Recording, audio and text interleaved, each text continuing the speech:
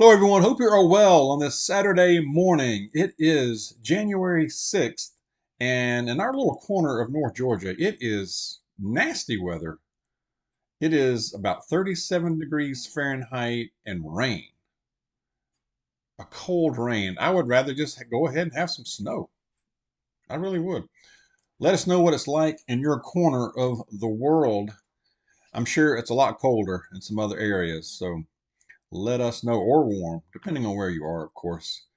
Are we at the beginning of the birth pains? Like the Bible talked about birth pains? I believe we are. With every passing day, I'm more convinced. I'll go into that. I'm also going to talk about we have some serious drug shortages, and I know every now and then it surfaces in some of the news, some of the channels talk about it, but it's not being talked about enough, I don't think. It's just kind of pushed down with everything else going on. There's so many events, distractions going on around us. There's so much swirling around. It's easy just to get uh, sidetracked and not be able to know about some of this stuff. Yeah. So I'll talk about that. Also, have a good verse I will share with a very good message. So you want to stay tuned for that. But first, I want to say I appreciate it. This channel is still growing. It's not huge. It's not a huge channel. I consider myself a small channel. But it wouldn't be a channel without you. It's more than just me. I'm the one up here talking. I know, doing the videos, of course. Obviously, Ms. Dawg chime in, the dogs chime in. But it wouldn't be what it is without you guys. So I appreciate you watching, hitting the like button, subscribing. It just helps us, and it's not necessarily my goal to be this mega hundreds of thousands of subscribers and all this kind of stuff. I'm really, I like where it is. But yeah, definitely a steady growth is great. So I really do appreciate it, y'all. I really do. All right. Beginning of the birth pains.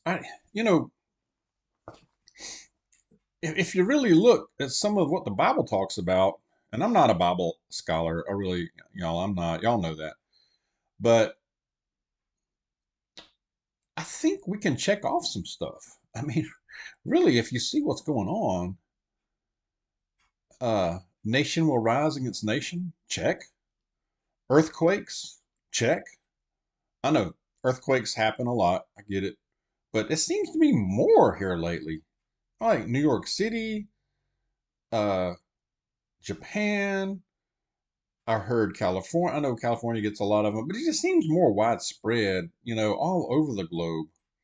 I know if she's listening, I know Alpine Preparedness is a I believe, if memory serves me, she's a geologist, so she might be able to chime in. If you're watching, comment and let us know your take on this. You would have a more scientific uh, take on this and have the knowledge from a layman's point of view. From my point of view, it seems like there's a rise in earthquakes, famines, check, terrible events, check, crime, unchecked. I mean, crime is just uncontrolled. It's out of control.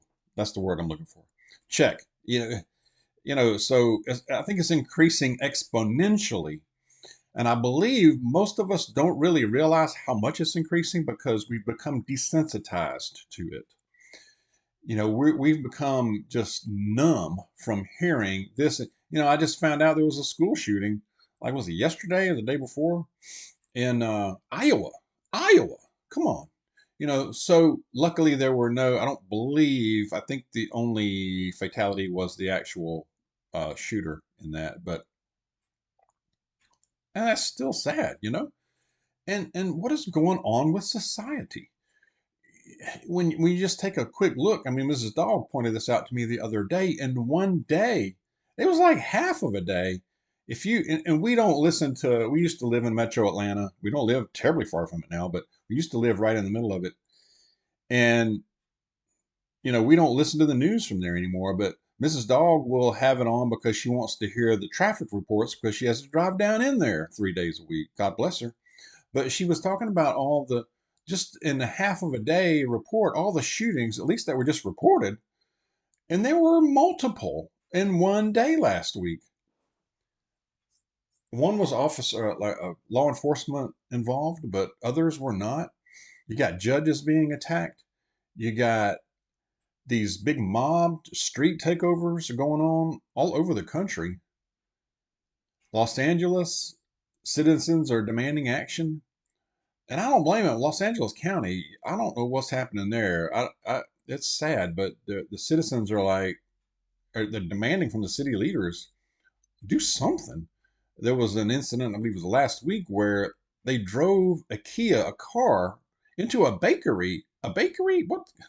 Maybe they had more in there than baked goods, but it was a bakery and I think a Mexican restaurant and a store nearby, ransacked it, drove the car through to break in. It was a Kia. Why is it always a Kia? It's always whenever I hear about these car ramming things into whatever gun store, it always seems like it's a Kia. I don't know. I thought that's just interesting. But anyway, but it was a mob of 100 plus. This was coordinated. 100 plus looters crashed into, were ready, and once the car crashed in, they just descended on this thing like locusts and just ravaged the place. How do you defend against that? You can't. What do you do? They called it a night of rampage. And that's just the ones we hear about. Street takeovers. I know they happen in Atlanta. They happen all over. They pillaged this place. One Los Angeles County resident said, I'm so sick and tired of hearing this crap every day. I guess so. I don't blame you. Riots in Chicago? Miami? Same kind of thing. Car ramming a place. These expensive high-end stores. They talk about the mall, the traditional shopping mall becoming a dinosaur. I think just traditional retail is going to become a dinosaur. It's going to go the way of the dinosaurs as well, just like the malls. And I don't know. I mean, unless they just lock them up tight and have some kind of more security or do something all online. I don't know. But we got that going on. Uh, and I tell you, out here where we live, we're kind of semi-rural out here, but especially after the first of the year, after the first, we've noticed day and some at night, uh, a lot of gunfire. And it's not, and I think probably 90+% of that is target practice, especially in this area. You hear a lot of it. There's a lot of hunting around here too, but the kind of fire that I'm hearing is target practice. If it's not target practice, there's a small war opening up out here, but I don't think that's it, at least not yet. But there's a lot of preparation going on in these areas. I tell you that. I will tell you for sure. And we're increasing it right here on this stead, on the Dawg stead. We have plans to very soon do some serious practicing with our self-defense mechanisms. I'll just put it that way. Um, we haven't done it as regularly as we should, and I've mentioned this in the past, and I encourage you to do the same. Whatever you have, practice it. Practice it. Become more proficient. One day of practice is better than no days of practice. Okay? I really encourage you to do that. Self-defense is huge. And we talk about situational awareness. That's a lot of it, knowing where we are and who's around us. But there are going to be times, and the way things are going, y'all, there are going to be times when it's going to come to us, no matter what we do. So we have to be ready. We have to have a plan, all right? But I think the beginning of the birth pains is upon us, or maybe we're past the beginning of it. But it sure seems that way. It really does. It's been on my mind for a while, and I've kind of avoided going deep on it. But I think we are there. Drug shortages. I think a lot of our institutions and our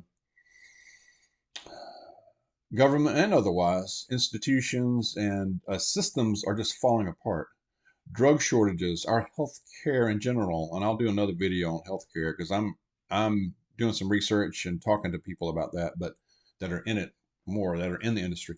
But drug shortages, and they were talking about this at my work. I was in a training class last week, and I overheard people talking about this and talking about how real the drug shortages are. And it was tempting for me not to go into dog mode and jump in there, but I didn't. I backed off and I listened and I just nodded and listened. So it was interesting. But drug shortages that people are experiencing big time, and we had a doctor in the group too in our class. We had a doctor, we had nurses, as well as some lowly parapros like myself in there too. But uh, ADHD medications, so attention deficit hyperactivity disorder, that's a big one, and that's really a big one. Cancer medications, man, diabetes medications. We have a nationwide shortage of life-saving medications in this country. The richest, well, has been the richest country in the world with resources. Why? Why? It has to be more than just chance. There's more to this, and we know that. Uh, you know, why is there a shortage of life-saving medications? I'll let y'all answer that, but I think you know where I'm going. You know the direction I'm going there, and I'm not going to go any further here. But one out of 3 hospitals are reporting big shortages. I think that's being suppressed. It really is. I think our healthcare is in serious, serious trouble here. Serious trouble. And it's not being helped at all by what's going on to the south of us with that invasion. That's just going to add fuel to a campfire in a big way on many levels. All right, I'm going to go to, I was going to talk about other things, but I don't want this video to be too long. I'm going to go to the verse and a little message. But Romans, and you know what? I didn't even pull it up. Verse of the day. Let me go to my Bible app real quick here. Y'all bear with me. I know it's in Romans. It is Romans chapter 12, verse 2. And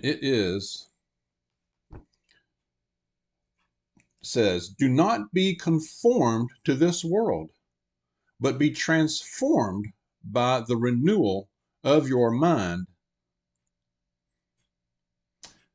that by testing you may discern what is the will of God, what is good and acceptable and perfect. I'm going to say it again. Do not be conformed to this world, but be transformed by the renewal of your mind, that by testing you may discern what is the will of God, what is good and acceptable and perfect. And I believe the big message there, at least the way I look at that, is trying to live out God's will for us, and change our thoughts to more in line with God's thoughts. The world, don't live by what the world dictates to us, because it's going to pressure us to live a sinful life and a selfish life. That's what it's going to put pressure on us. You feel it every day. You know what I'm talking about. If you just go out of your home, it hits you in the face, So through Jesus, we can have a renewal of our mind, our thoughts, to live more in line, and keep our walk close with God, and keep close to Jesus. And that is a good life. That is the best. It's the good life right there.